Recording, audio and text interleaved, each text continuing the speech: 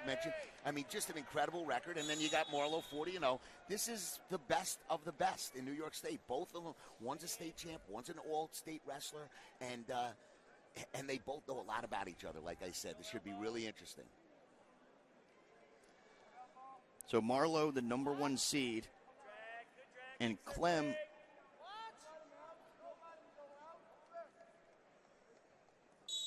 goes out of bounds.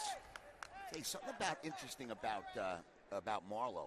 He was literally like a world-class gymnast. Did not start in youth wrestling. I was speaking to his dad, who happens to be his coach, and he said, he goes, I didn't even put him in kid wrestling. I put him in gymnastics. We were all over the place. And he just learned his own body. It was important for him to learn his own body first before trying to, tackle and be a wrestler.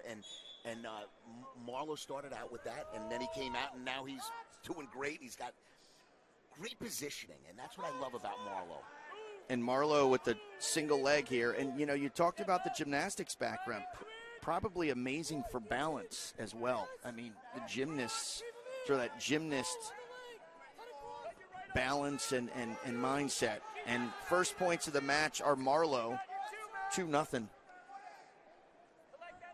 We've had our first takedown, minute 15 in. Right now, Marlow slips that little bar in. On the edge. Now again, think about this, Nick. Clem is 52 wins, and he's the 2 seed. I mean, right? That's a 50-win season, and he's the 2nd seed. I'm going to look. I think he's got the most wins of anyone in this tournament in a single season. When you're wrestling the guy who won it the year before as 3-time state champ, you're going to be the number 2 seed. Yeah. You could be, 52-0.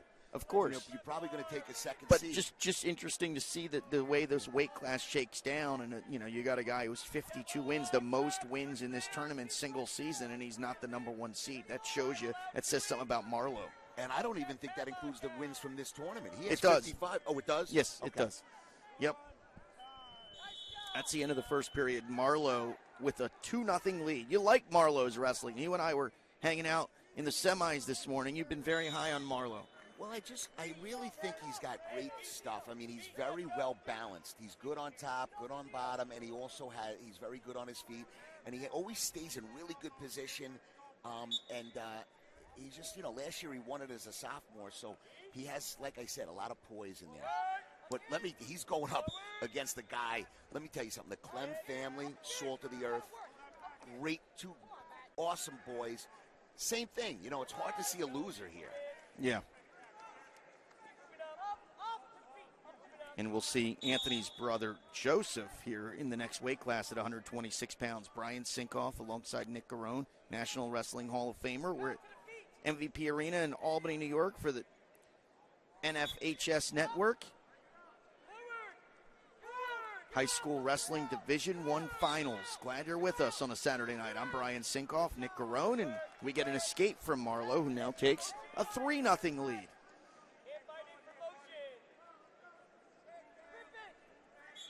Oh, nice single leg there from Marlow. Gets in.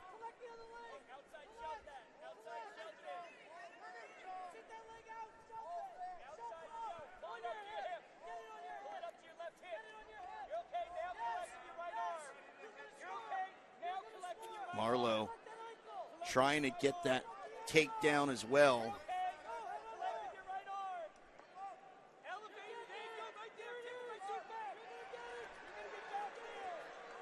.45 seconds left in this period.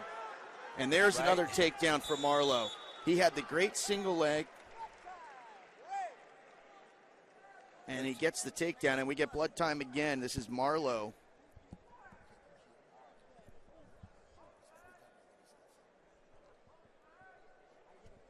So we're going to get the blood time. We got plenty of time on the blood time here.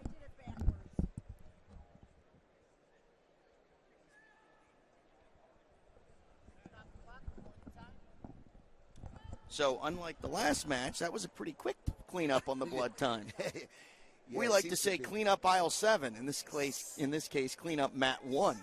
Seems to be the theme the last 2 matches, blood.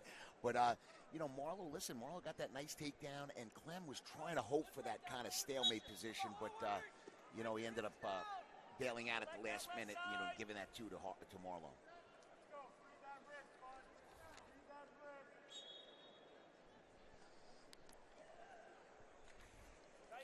Marlow, who's up 5-0, defending state champ last year at 118 pounds.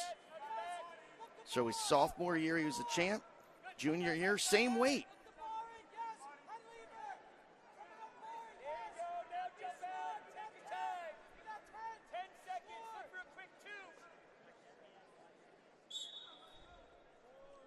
Remaining seconds of this second period.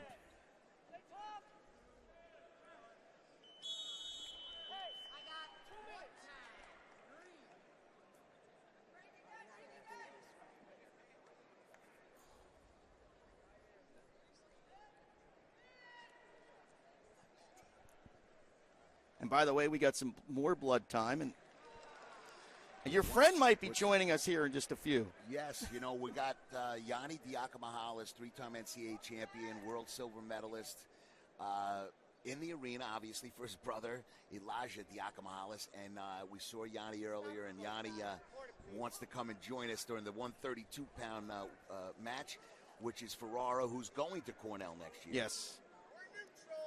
Tyler Ferrara. Against Liam Carlin he'll be going against the Section 2 kid out of Burn Hills. So let's see if Yanni makes his way over here. He said he's going to be he mentioned to me. Yanni going for he's going for his 4th NCAA championship next month. Unbelievable career, college career, unbelievable international career. Yes. And that's not over. Let's not forget, how many state titles did he win here in New York at the MVP Arena? 4-time state champion. He would have been a 5-timer, but he sat out his senior year. Yes, he got hurt his senior year. And I have absolute utmost confidence, with all due respect to the rest of the field that year, he probably would have won his 5th in his senior year. Yeah, I think that, barring something short of a miracle, he would have been a 5-timer. We got more blood time here as Nick and I get a chance to chat a little about Yanni's career. Yeah, he... his junior year, we can look back at the scores, but I don't think anyone was close to him in the state tournament. No, he's just a special individual. Kyle Dake had won 4 NCAA titles from Cornell, and now Mike Gray, under Rob Cole, and Mike Gray has an opportunity to coach this year in Tulsa, Yanni Diakomahalis to his 4th NCAA title, which is just truly amazing. And as crazy as it sounds, could have been 5, but you'll recall that Cornell, with the rest of the Ivy League, sat out during we call that COVID season, 2020-21 season. There were no Ivies that participated. And, of course, Yanni gets the red shirt because of that, but he could have wrestled a 5th year legitimately, even if they had taken part in that season. All right, so we're now back into live action. Back to this one, Matt Marlow in Northport and Anthony Clem. Marlow with a 5-0 lead, 1 minute to go in this third period.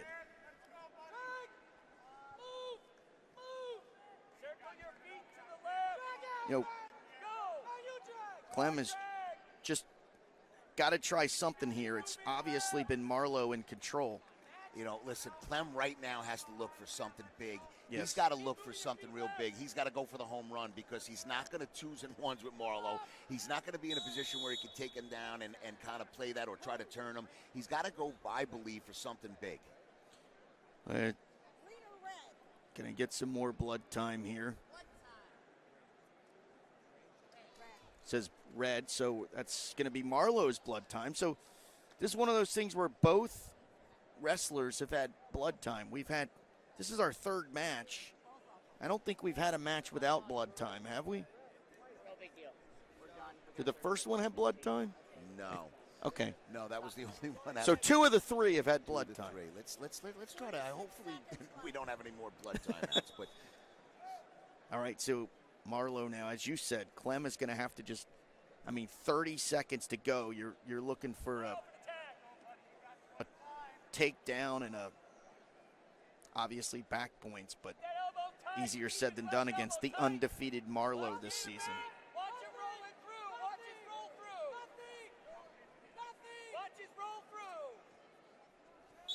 Then we go to bounds. Referees restart things.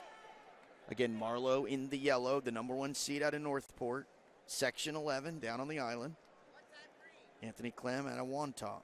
Section 8. Now we get Trading blood time. Yep. Right? So now we get Clem with the blood time.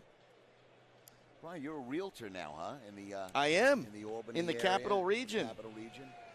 Been for actually an associate broker. Been now for let's see, the last 12 years. You must do well. I mean, I Always don't can have always the do nice better. suit and the nice cologne like you do. I mean, I do all right. Whatever you got.